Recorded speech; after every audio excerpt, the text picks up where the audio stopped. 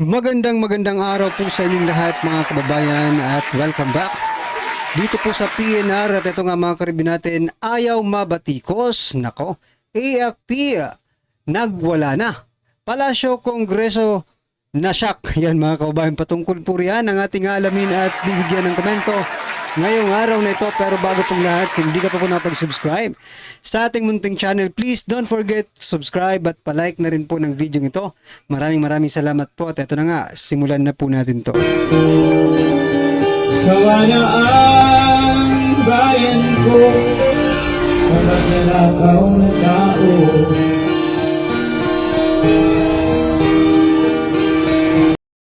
So mga kababayan, bago po natin muling i-play ang video ito, nako, ito mga kababayan yung sinasabi kong ayaw mabatikos, no?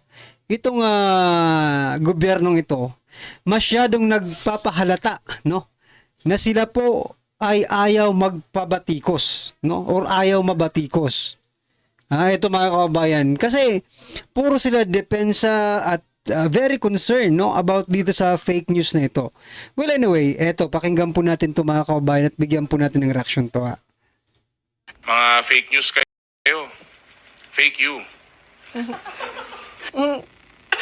Yun na nga eh. Tama si Paolo. Baboy. It is precisely ang kaplangan ng mga patakaran na sinasamantala nitong mga trolls. Talaga So, ba? sinasamantala nila yung anonymity para sabihin kung ano yung gusto nilang sabihin. And usually, pinabayaran sila. They're paid to say things.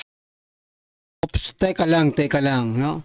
Bago po kayo magsabi ng binabayaran sila, can you at least, no, magpakita po kayo ng ebidensya na talagang binabayaran po itong mga trolls na ito, no?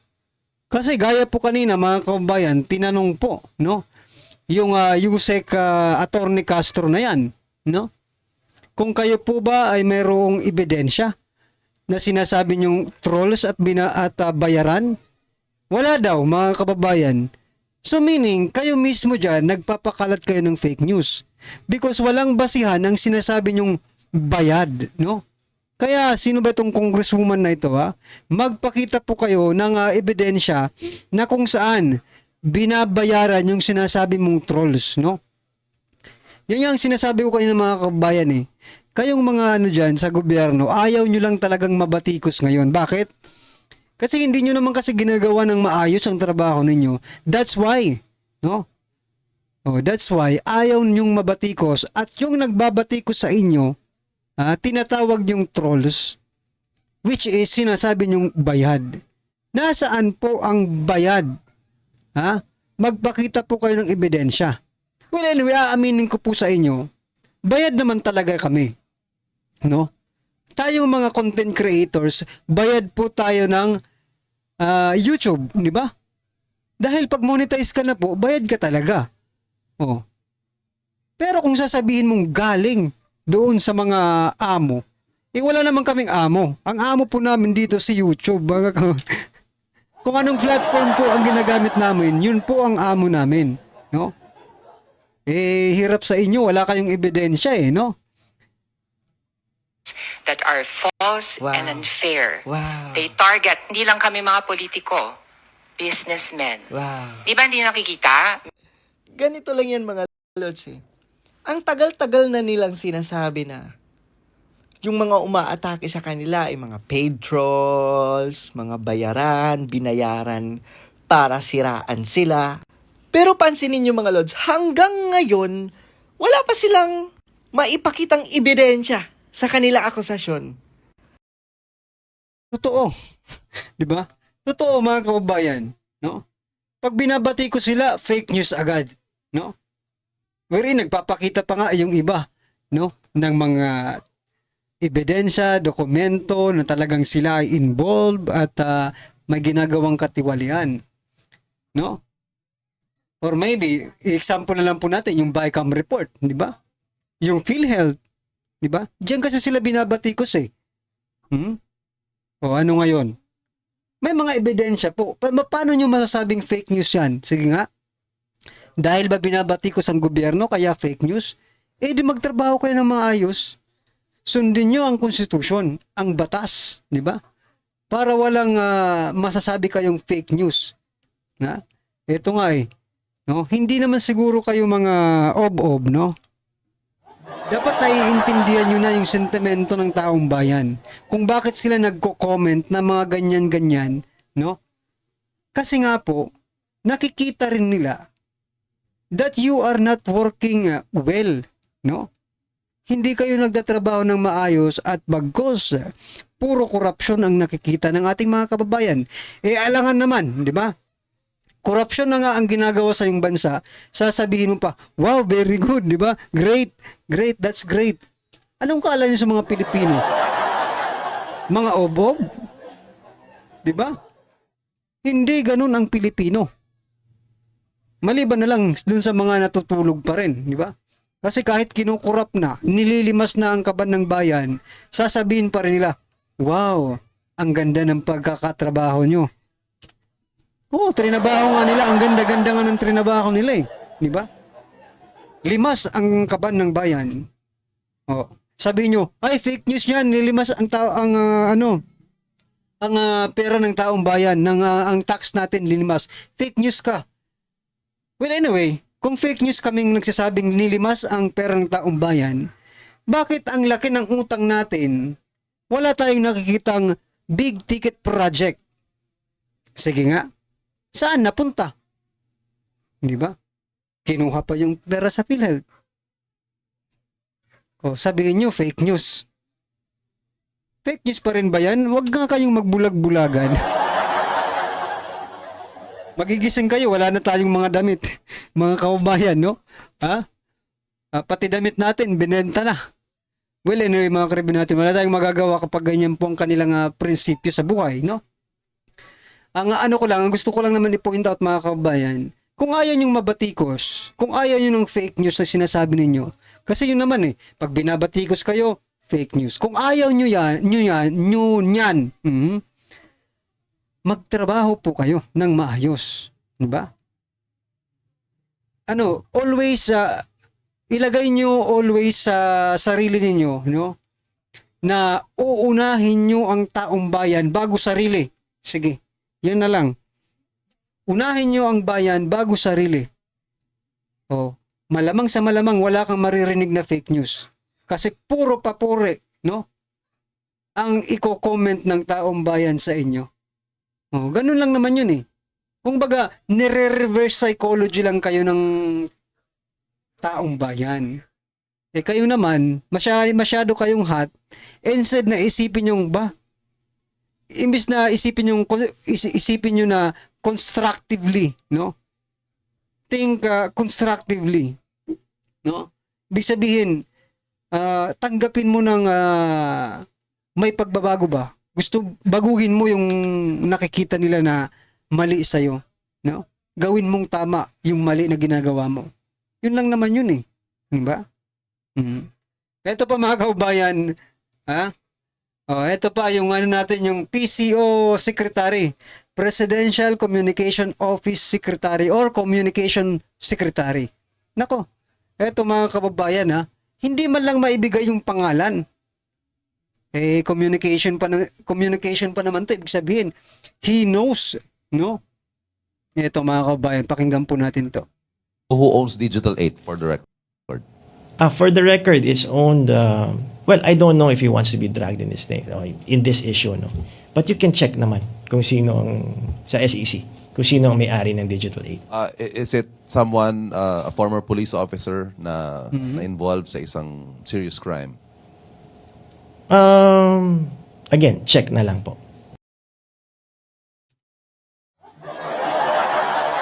Yan ang mga sagot, mga kababayan. Short and precise, no? Check na lang. I-check nyo na lang. Sabagay, reporter din yun no? Pero kung taong bayan po ang sasagutin mo ng ganyan, i-check mo na lang. Baka mapagalitan ka. Binabayaran ka po para magbigay ng impormasyon, di ba? Tapos kami rin ang ipapacheck mo sa amin, no? Bakit ayaw mong pangalanan yung co-owner mo, di ba? Yung co-owner niya, mga kababayan. yung presidente ng kumpanya na kung saan, no, may kontrata sa PCSO. Which is siya, no, si Jero Ruiz, mga kababayan, ay sinasabi di umano ay co-owner, no, ng kumpanyang yan. Aba. Marami tayong Pero what I'm trying to point out here, mga kababayan, no, yung siya ang communication secretary, but he cannot spit it out, no? Hindi niya kayang sabihin kung sino ang presidente diyan sa kumpanyang yan. Okay? Where is the transparency? Mr. Secretary, di ba? Nasaan po ang transparency? Okay? At ito pa, mga kaubayan, itong mga tulo po, mga karibin natin, nakalusot, no, sa COMELEC. Okay, hindi po sila na-disqualify, but what I'm going to say is tayong mga taong bayan, tayong ordinaryong Pilipino, ang mag-disqualify sa kanila ngayong midterm election. Kasi ito pong balita, mga kaubayan, no? Kapapasok na balita. Ibinasura ng Commission on Election, COMELEC, First Division, ang sinampang disqualification case laban sa 5 miyembro. Biruin mo, 5? Miyembro ng Tulfo Clan, kabilang na sina senatorial candidate AXIS Representative Erwin Tulfo at broadcaster Ben Tulfo. So yan, mga kababayan, binasura po ng COMELEC ang disqualification case, at yan, malaya po silang makakatakbo ngayong eleksyon, midterm election. But then again, mga kababayan, kung dinisqualify man yung kasong iyon laban sa mga Tulfo, tayo na lang po, mga kababayan, no? Kung ibinasura man yung disqualification, tayo na lang po ang mag-disqualify sa kanila. Agree ba? Ngayong midterm election. Alright? Okay, mga kababayan, ito, pakinggan po natin to at bigyan natin ng reaksyon. Ito na po. Ito ang breaking news ngayon. Viral ngayon sa mundo ng social media matapos sa naging matapang na pahayag ng dating Pangulong Duterte sa sinagawang indignation rally sa Cebu City, ay may nakakagulat na panawagan sa mga kapulisan at kasundaluhan na siyang ikinataranta naman ng gobyernong Ngagba ay pumukaw ng atensyon ang isang post sa mundo ng social media mula di umano sa Armed Forces of the Philippines or AFP na tila nagpapakita ng suporta kay dating Pangulong Duterte at sa Party Lister Dante Marcoleta. May matinding ibinunyag sa publiko na dapat malaman ng taong bayan na ayaw ipalabas ng mga bayarang media sa Kongreso at Palasyo. Gaano kaya ito katotoo, mga kapanig? Ating alamin sa bidyong ito. Pero bago tayo magpatuloy, mga kapanig, kung bago ka pa lamang sa aming channel, ay huwag kalimutang mag-like, subscribe at i-click ang notification bell para mas maging updated ka pa lalo sa lahat pa ng mga bagong videos na i-upload namin. At yun na nga, mga kapanig, matapos sa naging matagumpay na indignation rally kamakailan lamang sa dating presidente na si Rodrigo Roa Duterte sa Cebu City, na dinagsa ng milyong-milyong taong partida pa nito, ay walang ayuda at AKAP at AX at wala pang job fair. Di tulad ng partidong alyansa ay nagpapakita lamang. Ay nako, sasabihin na naman po nila, fake news niyan, fake news, no? Wala pong ayuda, walang kung ano-ano, walang artista. Ay, fake news yan, no? Mahilig sila sa ngayon, ito lang, gusto ko lang i-point out to, mga kababayan. Itong administrasyong ito, lately, simula po nang nagpatawag po ng mga vloggers dyan sa Tricom, bukang bibig na po nila ang fake news, mga kababayan. Mapa Lower House, Senate, Palasyo, parang nagkakaisa sila about dito sa sinasabi nilang fake news. But then again, hindi po sila makakaligtas sa mata, no, ng taong bayan. No? Kaya nga, nakakatuwa po kasi may mga reporter na malakas din ang loob. No? At tinatanong sila kung kayo ba ay hindi nagpapakalat din ng fake news kasi wala rin kayong basihan eh. Sa mga sinasabi nyo. Eh di fake news rin kayo. Di ba? Lamang ng talagang solido at mahal ng taong bayan at halos maiyak ang lahat ng tinawag na ang dating Pangulong si Rodrigo Duterte. Sa kalagitnaan ng nasabing indignation rally ay nagbigay naman ng mga maanghang na patutsada ang dating Pangulo sa gobyernong Marcos at tila nananawagan sa mga kapulisan at kasundaluhan ay pumukaw naman ng atensyon ng isang post mula di umano sa Armed Forces of the Philippines o AFP na tila pagpapakita umano ng suporta kay dating Pangulong Rodrigo Duterte. Ayon pa sa isang post na lumabas online, Armed Forces of the Philippines AFP Forum, laganap ng korupsyon kaya pina-impeach si BP Sara para pagtakpan lahat pero nagmamasirang taong bayan. Alam yung maling ginagawa ng mga korap. End quote. Samantala, tila tahasang dinurog naman ni Sagip Party List Senatorial Aspirant Rodante Marcoleta si Tambaloslos sa Cebu People Indignation Rally sa harap ng mahigit na 40,000 na kataong dumalo sa nasabing Cebu Indignation Rally. Naghatid ng isang tunay na matapang at maanghang na talumpati si Senatorial Aspirant Rodante Marcoleta. Direkta niyang tinukoy at tinuro